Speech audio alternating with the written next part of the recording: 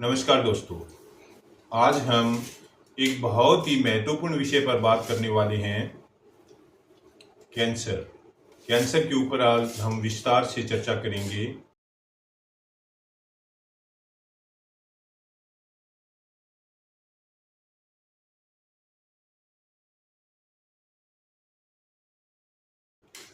दोस्तों, जैसा कि आप जानते हो कि यह बीमारी दिन पे दिन हमारे देश में बढ़ती जा रही है और इस बीमारी के रोगियों की संख्या दिन पे दिन बहुत ज़्यादा हो चुकी है और भविष्य में भी अगर ऐसे ही बढ़ती रही तो दोस्तों यह एक विकट समस्या हमारे देश के लिए होगी।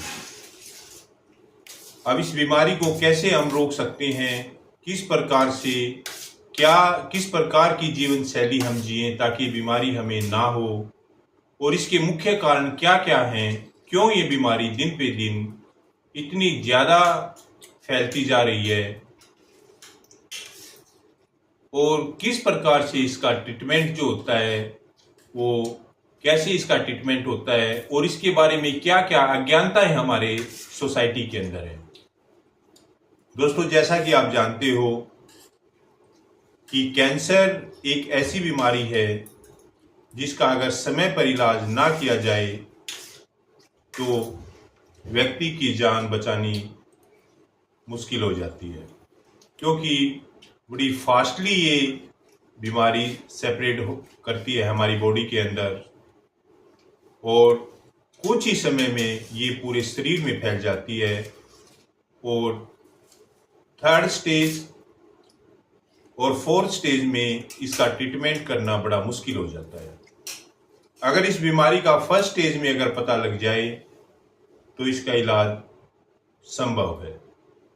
इसलिए सबसे पहले तो इस बीमारी के बारे में अवेयरनेस बहुत जरूरी है। सरकार के द्वारा हर गांव में रूटीन चेकअप करवाना चाहिए ताकि इस बीमारी का समय पर पता लगा जा सके, ताकि प्रॉपर ट्रीटमेंट से व्यक्ति को ठीक किया जा सके।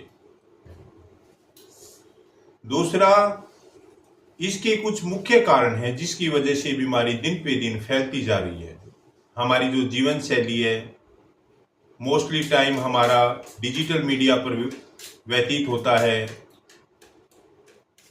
हमारा जो खान पान है उसमें बहुत सारे बदलाव आए हैं। आज हम जो फास्ट फूड का यूज कर रहे हैं उसके कारण भी यह बीमारी का रिस्क बढ़ जाता है। समाज के अंदर कुछ बैड हैबिट्स हैं, जैसे स्मोकिंग है, तंबाकू चबाना और विभिन्न प्रकार के जो नशीले पदार्थों का सेवन भी इस बीमारी का मुख्य कारण है। तो सरकार के द्वारा स्कूलों में भी एक विशेष प्रकार के कैंपेन चलाने चाहिए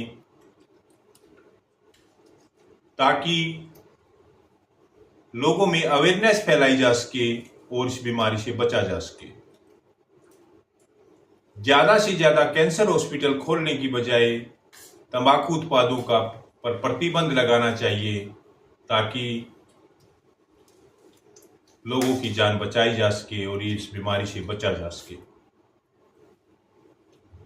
हार्मफुल रेडिएशंस, जैसा कि दोस्तों आपको पता है कि अगर कंटिन्यूसली लंबे समय तक अगर हार्मफुल रेडिएशन के संपर्क में अगर कोई व्यक्ति रहता है तो ये बीमारी होने के चांसेस बढ़ जाते हैं। इस बीमारी से बचने के लिए हमें हेल्दी फूड लेना चाहिए और बैड हैबिट जैसे स्मोकिंग वगैरह नहीं करनी चाहिए, क्योंकि इससे माउथ कैंसर, लंग्स कैंसर का मुख्य कारण स्मोकिंग है। और अल्कोहल का सेवन नहीं करना चाहिए, क्योंकि लीवर कैंसर का मुख्य कारण कंटिन्यूसली अल्कोहल लेना है। लोगों में अवेयरनेस फैलानी चाहिए ताकि इस बीमारी को कंट्रोल किया जा सके और समय पर इसका ट्रीटमेंट जो है वो करवाना चाहिए। अगर फर्स्ट स्टेज में हमें पता लग जाता है तो इस बीमारी का इलाज संभव है। इसलिए दोस्तों, आगे आने वाले समय में अगर ये बीमारी इसी रेट से बढ़ती रही तो ये एक विकट समस्या हमारे देश के सामने होगी। अगर अभी हमने कोई कठोर कदम नहीं उठाया तो आगे आने वाले समय में ये एक बहुत बड़ी विकट समस्या हमारे देश के सामने होगी, क्योंकि इसके रोगियों की संख्या दिन पे दिन बढ़ती जा रही है और इसका ट्रीटमेंट बहुत ज़्यादा कॉस्टली है। आम आदमी इसका ट्रीटमेंट अफोर्ड नहीं कर पाता। इसलिए ये बहुत महत्वपूर्ण है कि हमें लोगों में जागरूकता फैलानी चाहिए, अवेयरनेस कैंप लगाने चाहिए, गांव में एक कैंपेन चलाना चाहिए और लोगों में जो स्मोकिंग, ड्रिंकिंग और जो दूसरी जो बैड हैबिट्स हैं उनको जागरूक करना चाहिए और टाइम टू टाइम सरकार के द्वारा विभिन्न प्रकार के कैंप लगाने चाहिए ताकि लोगों में अवेयरनेस फैलाई जा सके और इस बीमारी से बचा जा सके। हमें फसलों में कम से कम पेस्टिसाइड का यूज करना चाहिए और सरकार को भी ऑर्गेनिक फार्मिंग को बढ़ावा देना चाहिए ताकि इस बीमारी से बचा जा सके, क्योंकि हम बहुत सारी हार्मफुल पेस्टिसाइड्स फसलों में डालते हैं और उसके कारण ये बीमारी ज़्यादा फैलने के चांसेस बढ़ जाते हैं।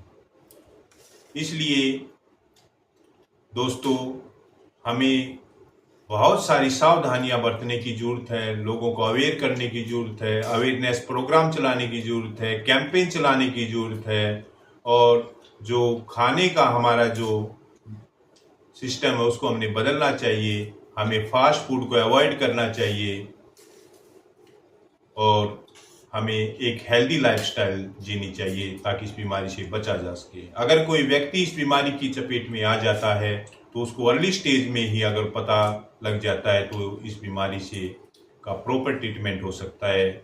उसे कीमोथेरेपी, सर्जरी और रेडिएशन, इसके 3 ट्रीटमेंट हैं जिससे इसका इलाज किया जाता है।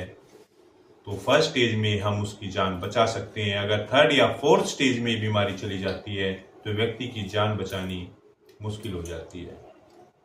इसलिए दोस्तों, इस बीमारी के बारे में अवेयरनेस प्रोग्राम जितने ज़्यादा चलाए जाएंगे उतना ही इस बीमारी को कंट्रोल करना संभव होगा।